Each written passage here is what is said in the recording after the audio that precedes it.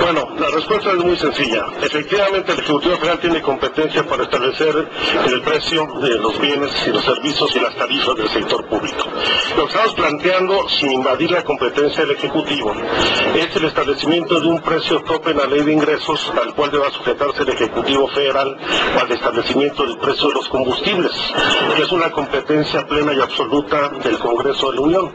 Así como se hace la estimación del precio promedio del barril del petróleo que va a considerarse en el presupuesto, en este mismo sentido se establece con toda precisión un rango máximo en el cual deben oscilar los precios, en este caso de los combustibles.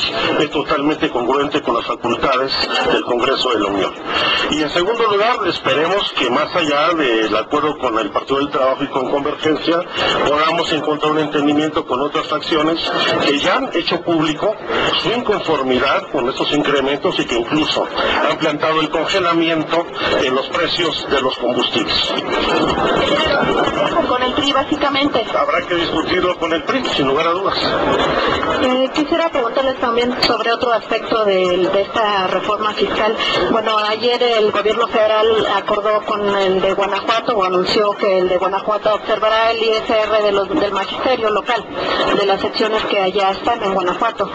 Quisiera preguntarles sobre estos beneficios fiscales que están proporcionando al magisterio y cómo de cierta manera, bueno, sigue ese pacto del gobierno federal con la maestra Elbester Gordillo. Eso por un lado, y por el otro, ayer decía el coordinador de los diputados del PP que efectivamente, aunque los partidos de día están negociando alianzas, pues sí tendrían que ser muy claros al explicar al electorado por qué se unen con un partido o con ciudadanos militantes de ese partido en los estados que a nivel federal están combatiendo, sobre todo en esta materia fiscal. Pues desde luego que debo decir que no es una medida de carácter electoral. Quiero insistir en eso para responder a la pregunta, porque en Zacatecas la gobernadora Amalia García está dando incentivos a las empresas que no despiden trabajadores. En el caso de Baja California Sur también está pasando lo mismo. Se puso en práctica en el caso de Chiapas una medida de transporte público que va a generar muchos empleos a través de alimentar estos autobuses con el biodiesel.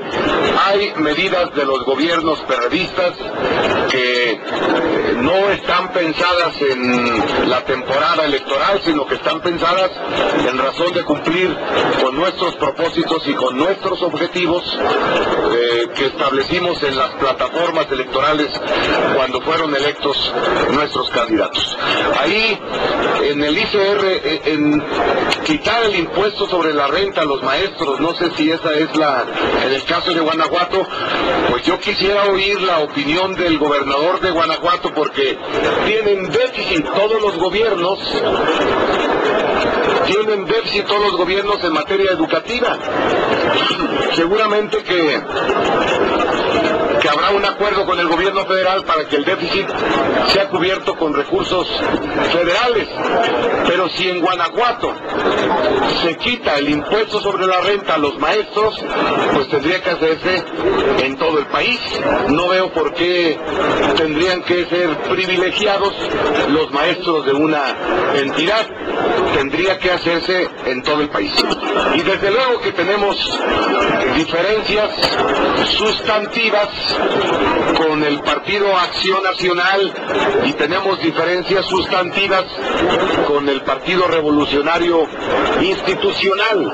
Las hemos planteado y las seguiremos exponiendo con toda claridad. Por ejemplo, en el asunto de la Asamblea Legislativa del Distrito Federal. Ustedes saben que el PAN ha metido una controversia constitucional sobre ese tema. Bueno, pues con toda claridad decimos que esa diferencia es la tenemos claramente con el Partido Acción Nacional. Y por lo tanto, el esfuerzo de alianzas lo estamos haciendo básica y fundamentalmente en el marco del día, con el PT y con Convergencia.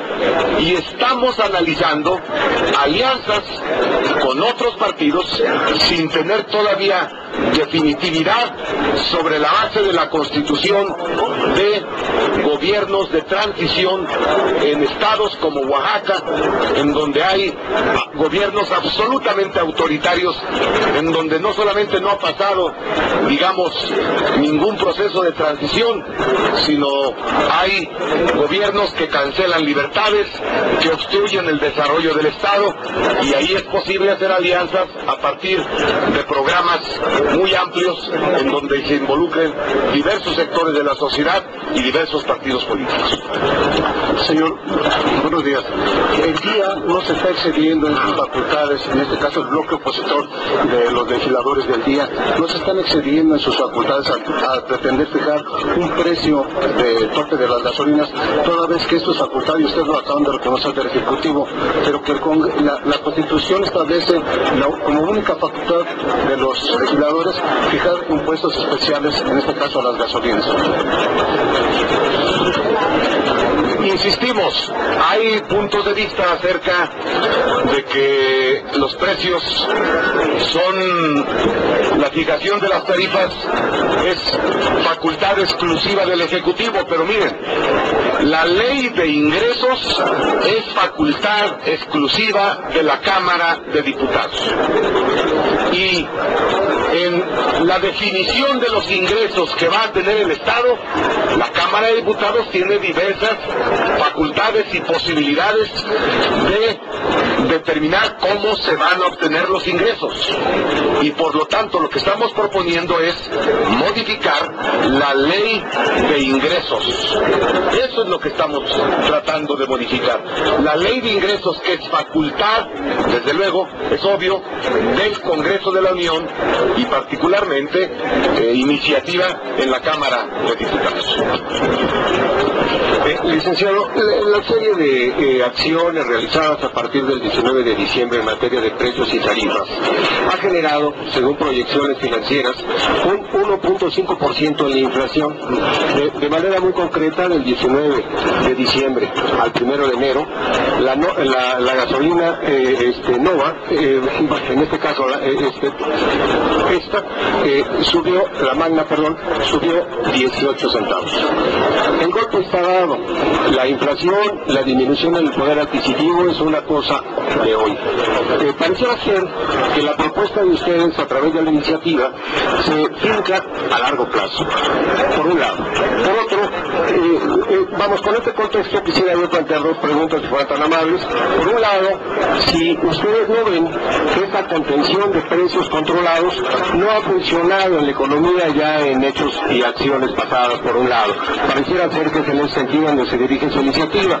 Y segunda, si ustedes esperarían hasta el septiembre de este año para poder tomar medidas que están afectando a la ciudadanía hoy. Bueno, en primer lugar, no es una iniciativa que busca un efecto de largo plazo. Se busca una iniciativa de efecto inmediato, toda vez que se refiere a una reforma de la Ley de Ingresos para el 2010.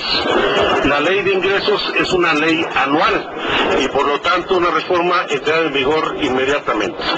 En segundo lugar, estamos promoviendo un control de precios. Estamos estableciendo una estimación de ingresos para la definición del presupuesto de la Federación, que es una cosa muy distinta. Se establece un tope máximo para que dentro de ese rango se puedan establecer los precios de los combustibles. Y en ese sentido, considerando la estimación que se tiene de ingresos adicionales por el incremento en el precio promedio del barril de exportación. Yo creo que es técnica, económica y financieramente totalmente viable. Falta la voluntad política para resolverlo.